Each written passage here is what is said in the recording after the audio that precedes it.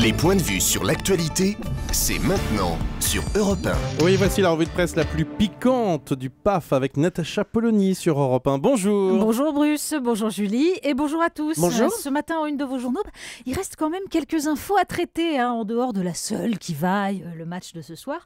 Donc les Échos s'intéressent à notre argent. Les pistes choquent pour tailler dans les allocations familiales. La Croix s'inquiète. Quelle réforme pour les retraites? Métro nous annonce les PV vidéo. Souriez, vous êtes verbalisés.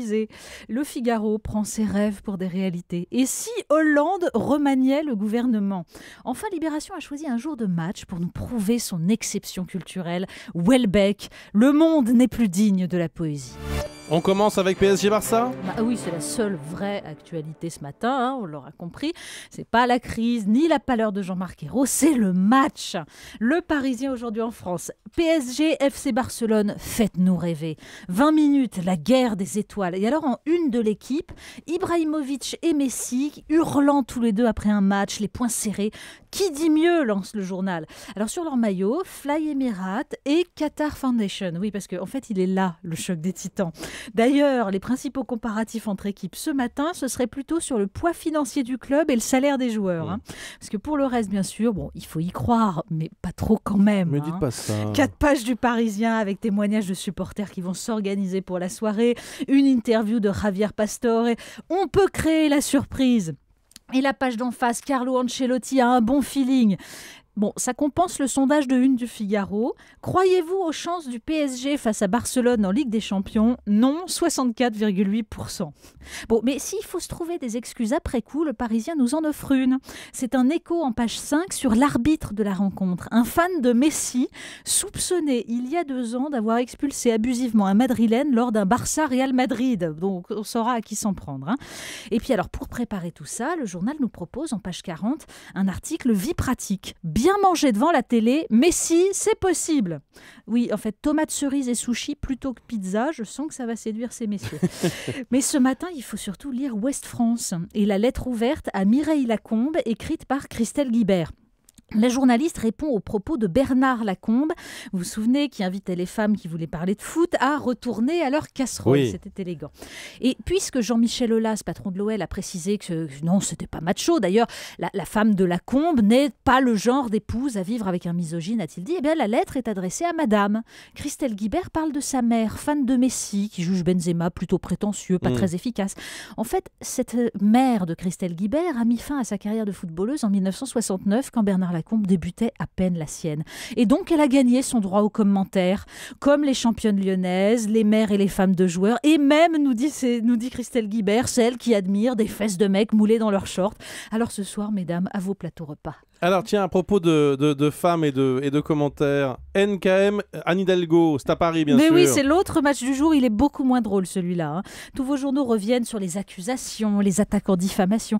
Et Le Monde analyse cette guerre à qui sera la plus moderne. Parce qu'en fait, tout l'enjeu est là. La gauche croyait avoir gagné la bataille de la modernité, mais NKM a inventé plus bobo que la gauche parisienne, c'est Vélib et sa nuit blanche. Seule réplique d'Anne Hidalgo, nous dit Béatrice Jérôme, moi je parle de Paris et des Parisiens. C'est un peu court. Du coup, ça devient plus venimeux. Campagne de caniveau, éthique en toc, les noms d'oiseaux vont jaillir.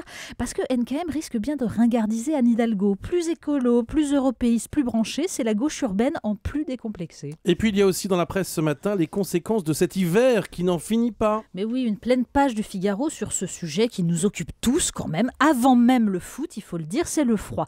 Où l'on apprend que la consommation souffre. Restauration, parcs de loisirs, ils sont tous affectés. Les ventes de bière et de saucisses fraîches sont en berne. Pas de barbecue en perspective. Alors en revanche, plus 54,3% pour les soupes par rapport à l'an dernier, plus 17,5% pour la crème de marron, à consommer dans les matchs de foot à la télé, oui. Et plus 19,2% pour les produits d'entretien de four. Bah oui, on fait mitonner des plats chauds, ça salit. Alors le plus drôle, c'est le petit thermomètre sur le côté de l'article qui nous indique par exemple qu'à 0 degré, les ventes de pare-brise explosent, parce que justement, ils explosent les pare-brises, on les dégivre à l'eau chaude, c'est bêta quand même. À 19 degrés, les soupes ne se vendent plus.